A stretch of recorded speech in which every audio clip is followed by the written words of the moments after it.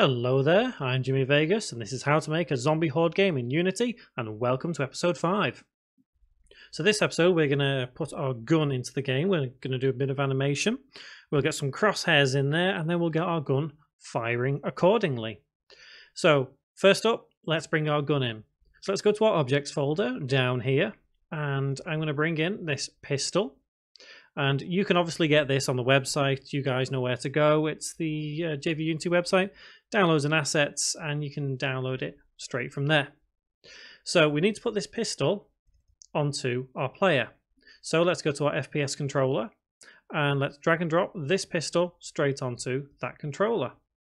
Let's double click, and we just need to resize because it is absolutely massive. So we need to set it to 0.01, 0.01, 0.01, and let's double check.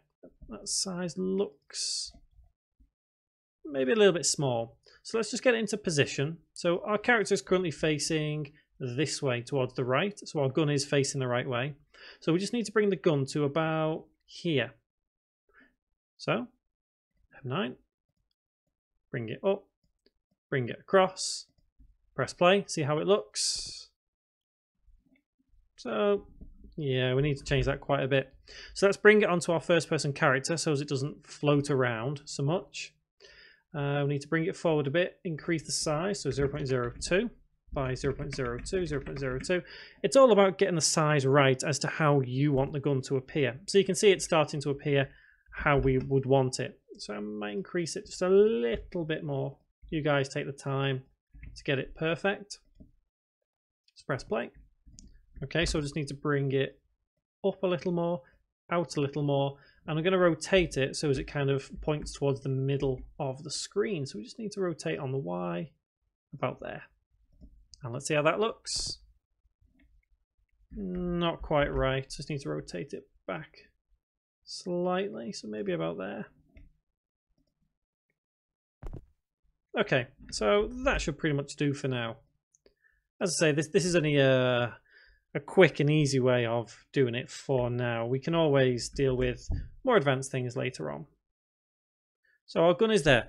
Next, what we need to do is let's bring in the gun sound that we're going to play. So on our FPS controller, let's right click, create empty, F2, and let's just call it audio effects. And on our assets folder down here, right click, create folder, and let's have this as audio. And then let's create a new folder in there and just call it FX. So everything's nice and tidy within this asset window down here. And let's bring in this pistol shot into our effects folder. Again, get it on the website for free. So in our audio FX on our FPS controller, let's right click, create empty, F2, and let's call it pistol shot, the same as our audio file. And drag and drop the audio file onto there. And make sure we untick play on awake. So obviously the reason we untick play on awake is because we don't want the pistol going off as soon as we start the scene up. That would be a little bit silly. So next thing we're going to want to do is let's animate our weapon. So let's create another folder here. So right click, create folder, animations.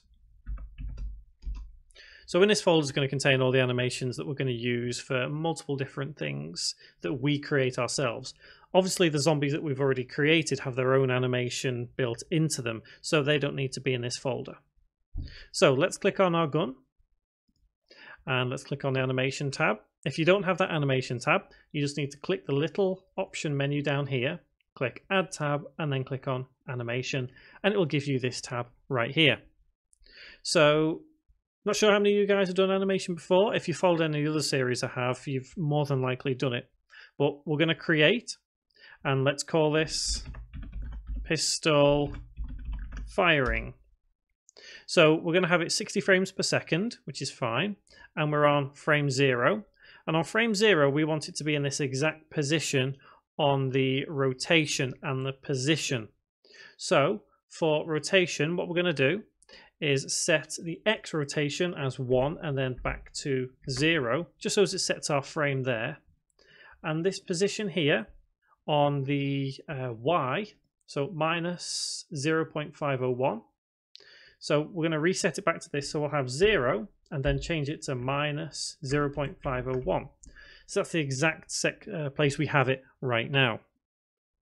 So this is going to be a pretty quick fire. So it's all going to be done within about 1/3 of a second. So I'm going to do it at frame 5. That we're going to have the rotation on the X. So the gun has fired. So we're going to rotate it upwards. So it needs to be minus maybe 10. In fact, I set it as minus 12. So it's got a nice angle on it. And the position on the Y, we're going to take off just a little bit. So as it kind of comes down a touch. So we just need to kind of bring this. Oops, I've done the rotation there. I didn't mean to do the rotation. So it's going to be the position. Apologies. So let's bring it down by just a little. So let's have minus 0.4 for that. See how that goes. So that should be. So that's looking fine. So let's go to frame about 15 maybe. So we need to kind of have the rotation of the gun maybe facing down just slightly to kind of recoil. So we're going to change the the rotation on the X to about 2 at frame 15. So then by frame 20, which is 1/3 of a second because we're doing 60 frames a second, we're going to have the rotation of X back to 0. And we also can have the position of the Y back to minus 0.501. So it's doing a full cycle of animation just within these first 20 frames. So you can have your animation working exactly how you want it to, fiddle about with these numbers a little bit, and then press the record button to stop that animation from doing anything you wouldn't want it to do. One extra note on this, if we go to the rotation down here and click on the little radius button there, you may need to go to interpolation and go to quaternion. Now the reason we need to do this is because sometimes on the animation, the rotation may not play as intended. It can go a little bit funny, but if you select that option, you shouldn't have any problems with it whatsoever. So if we press play now, we should be able to see the gun. Yeah. So if you can imagine the gunshot sound and whatever else we need to add to that gun, we can do that as we go along. So what we need to do now is click on back to project, click on animations, click on pistol firing. This is the animation we have just created.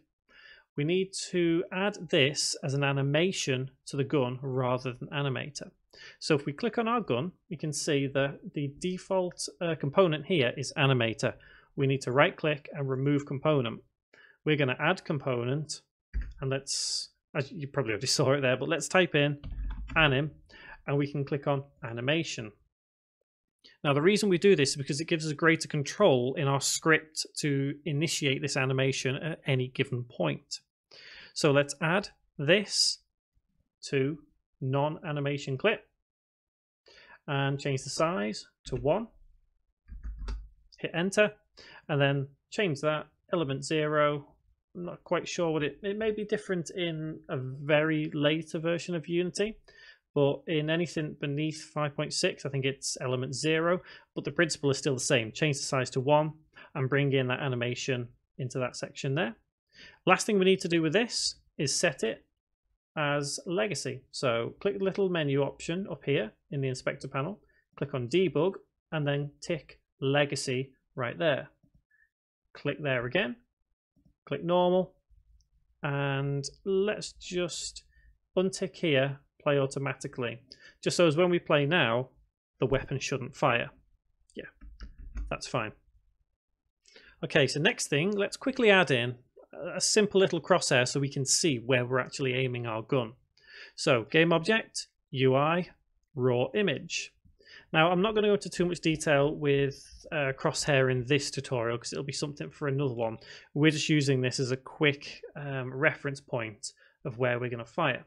So let's quickly change this UI raw image to probably about 2 by 2, so we have a little dot in the middle of the screen.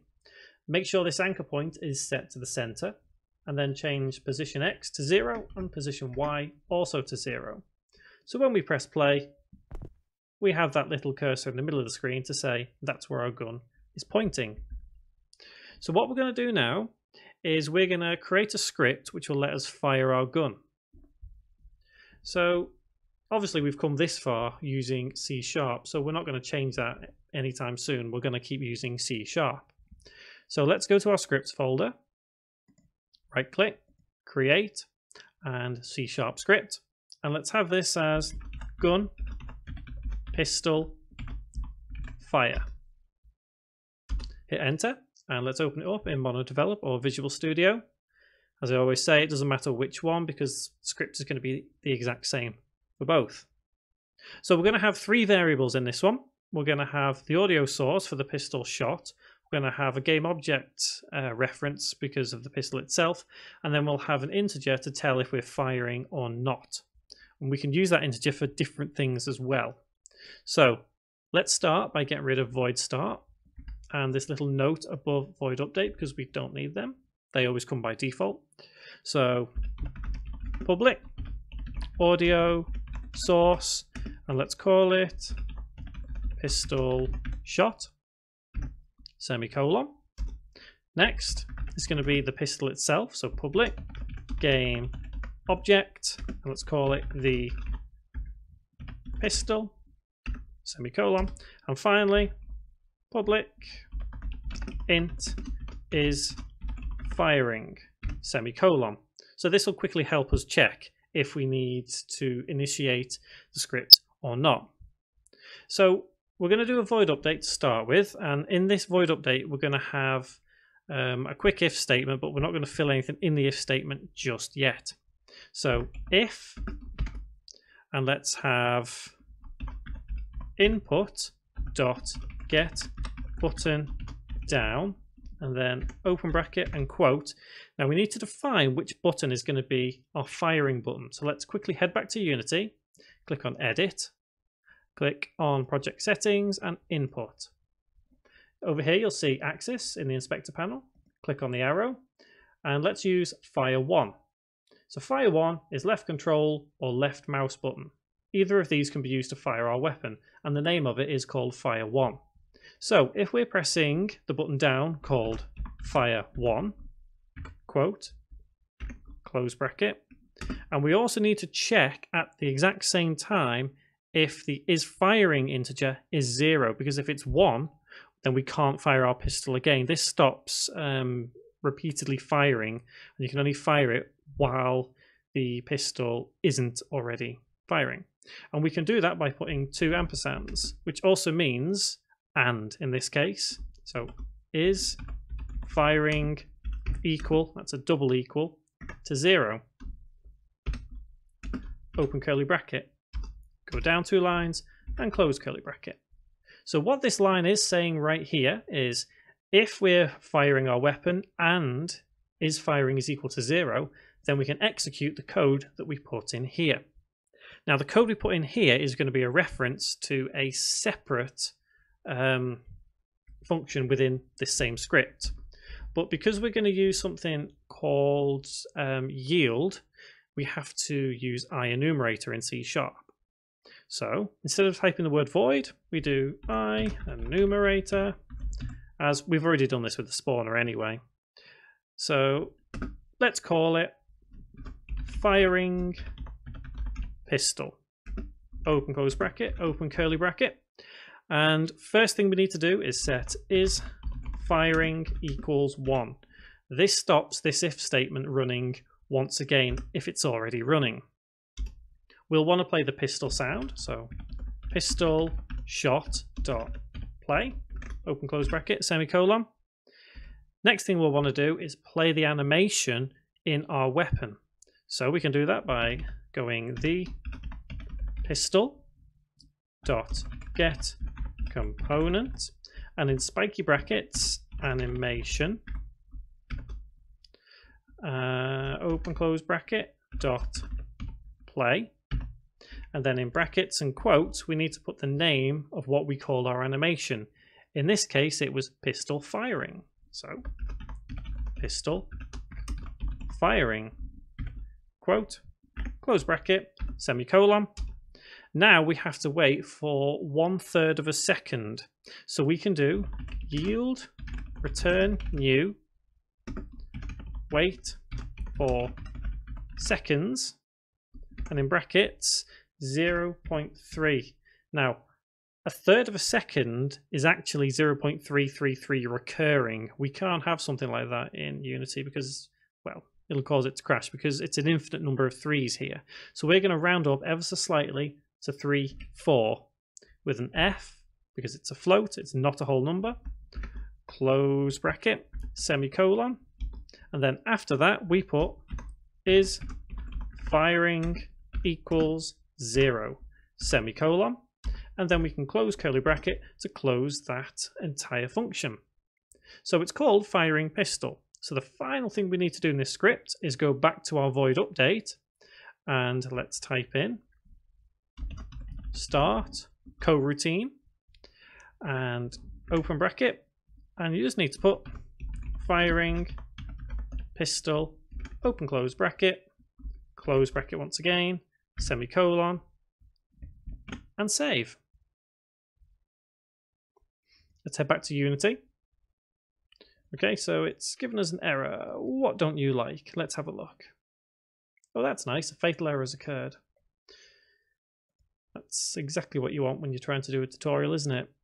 It's not the first time that's happened either. Okay, so let's reopen our script and let's have a quick look. It's telling us there's an error. Okay, so let's resave our script. Head back to Unity, see if there's any change in the console. There isn't. So it's telling us, oh, it's done it again. Oh, it's not what you want, is it? How embarrassing. It's not very professional, is it? Okay, so let's try once again. Okay, so we're in the script. Oh, yes, all it is we just need to close the void update there. I've just missed off a close curly bracket. So let's resave that script. Third time lucky, guys. And it's saying another one. So that's closing that. That's closing that. So there's just one too many down here. That's all it is. So if you have problems with this script, if it's misbehaving for you, head over to the website. You can download the script there as well for free. Okay, so all the errors have gone. So now what we need to do is we need to add this to our actual scene itself. So we need to put it on the gun itself. So if we drag and drop gun pistol fire onto the M9, and the pistol shot sound is going to be what we added as the pistol shot, and the pistol itself is going to be the M9. So now these are added, hopefully we should have no problems checking everything works just fine. So we may actually change this particular bit after this. I'm going to see what happens now. We may put it on a separate object just to see what happens. So let's press play. Okay. Yeah, that seems fine. Yeah, that's working, no problem at all. Okay, so what we're going to quickly do now before we finish this episode is let's add in a Raycast to detect how far away our shot is.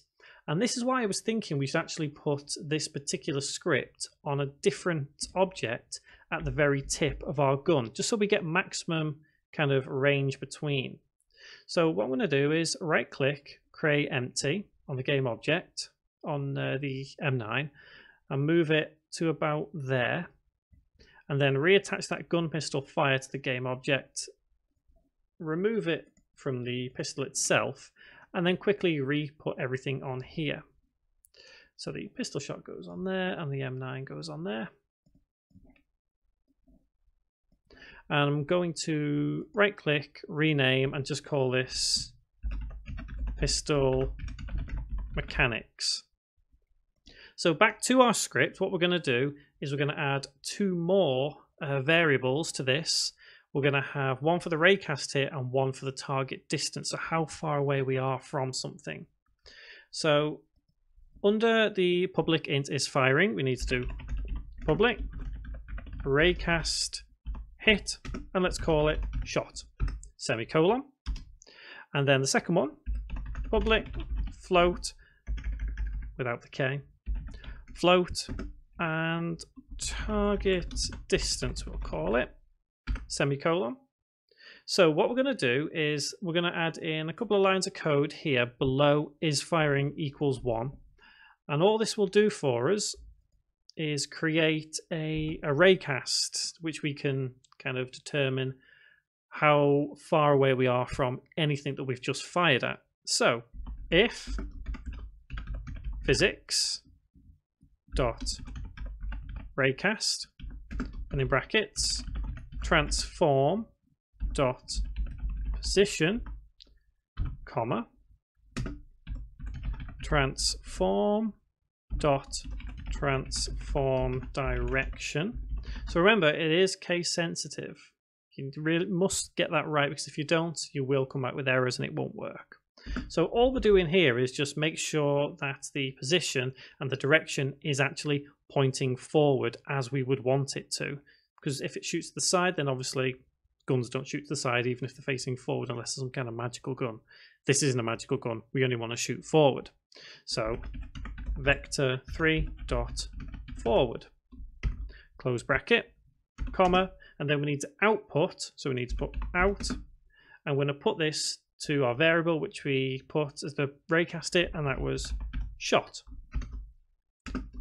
Close bracket and open curly bracket, and within here we just need to make target distance equals shot dot distance, semicolon, and then close curly bracket to close that if statement. I'm just going to quickly align all these as they should. Get your indentations right. It really helps, trust me. And then save that script.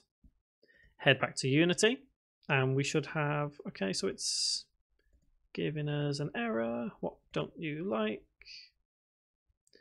So it doesn't like something here. Let's just check.